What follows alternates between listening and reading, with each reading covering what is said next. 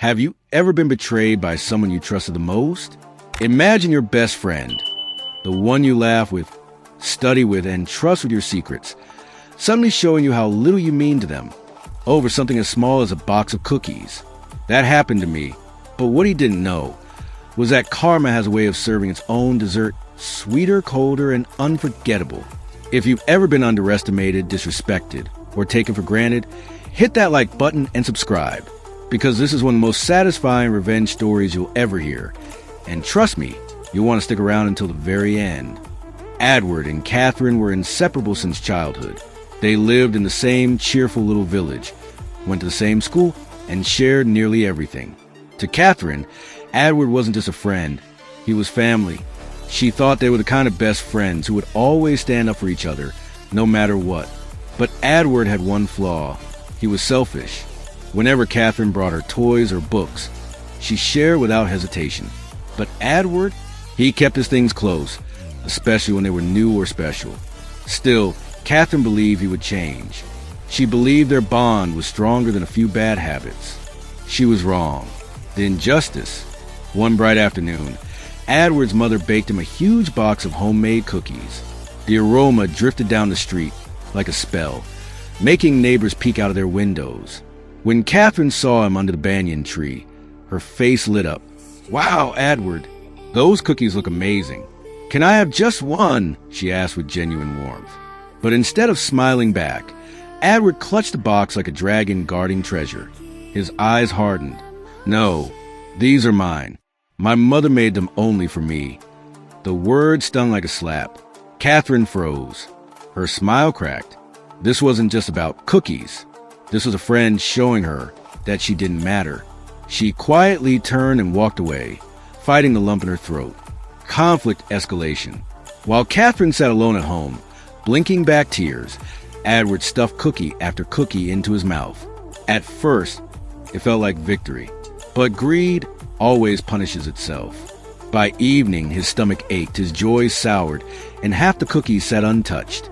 By morning, they were stale, rock-hard, and useless. Meanwhile, Catherine's mother noticed her daughter's sadness. Without asking questions, she baked a small, rich chocolate cake. The smell filled the kitchen, wrapping Catherine in warmth. But Catherine didn't think of keeping it for herself. She thought of Adwerd. Turning point. Catherine stared at the cake and whispered to her mother, "Can I share this with Adwerd? He didn't share his cookies with me, but maybe he'll understand kindness if I show it first." Her mother nodded. When Catherine knocked on Adwerd's door the next day, he opened it with dull eyes. He expected anger, maybe coldness. Instead, she held out half the cake with trembling hands. Adwerd blinked in shock. "You're giving me this? After what I did?" Catherine's voice was soft but firm. "Yes, because sharing isn't about what others give you.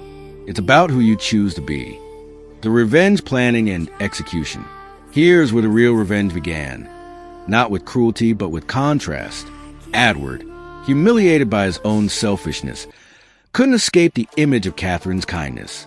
Every time he saw her laughing with other kids, freely sharing her books and toys, his guilt burned deeper. At school, when he opened his stale cookies, the other kids wrinkled their noses.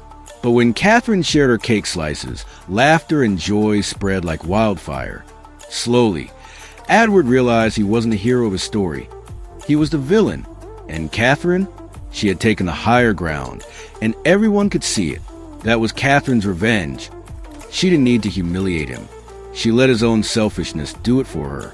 The final blow came a week later during class. The teacher asked the students to share something meaningful they had learned. Catherine stood up and said, "I learned that sharing isn't about losing what's yours. It's about gaining trust, love, and friendship." The class clapped. Adwerd's face burned red. He realized every eye in the room saw Catherine as the kind one and him as the greedy one. He finally broke. After class, he walked up to Catherine, his voice low and shaky. "I'm sorry. You were right. I should have shared with you. I thought keeping everything to myself made me stronger, but it only made me smaller. From now on, I'll never forget sharing is caring." Revenge doesn't always come in the form of anger or payback. Sometimes, The sweetest revenge is showing kindness where others expect cruelty.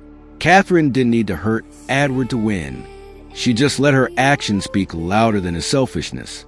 And that lesson cut deeper than any insult ever could. If this story gave you chills, smash that like button and share it with someone who needs to hear it today. Tell us in the comments. Do you believe kindness can be the strongest revenge? And don't forget to subscribe for more emotionally charged stories that hit straight to the heart.